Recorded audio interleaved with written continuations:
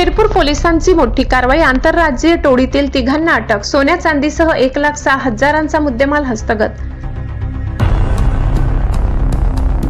शिरपूर शहर पोलिसांनी घरफोडीच्या गुन्ह्यातील आंतरराज्यीय टोळीचा पर्दाफाश करत 3 सराईत चोरांना जेरबंद केले आहे। त्यांच्याकडून चोरीला गेलेले सोन्या चांदीचे दागिने आणि लगड असा एकूण 1,06,550 रुपयाचा मुद्देमाल हस्तगत करण्यात आला असून त्यामुळे घरफोडीचे 2 मोठे गुन्हे उघडकीस आले।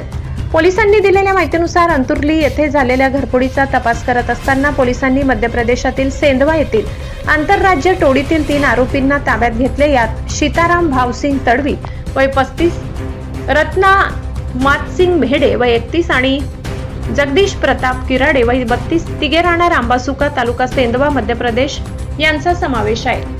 आरोपींनी अंतुर्ली बोरगाव शिवारात घरफोडी केल्याची कबुली दिली। त्यांनी चोरीचा माल सेंधवा येथील ज्या सोनाराला विकला होता त्याच्याकडून पोलिसांनी सोन्या चांदीच्या लगडी आणि बिस्किटे जप्त केली आहेत। ही धडक कारवाई धुळ्याचे पोलीस अधीक्षक विशाल आनंद, अप्पर पोलीस अधीक्षक अजय देवरे यांच्या मार्गदर्शनाखाली शिरपूर शहर पोलीस ठाण्याचे पोलीस निरीक्षक किशोर कुमार परदेशी व त्यांच्या पथकाने केली।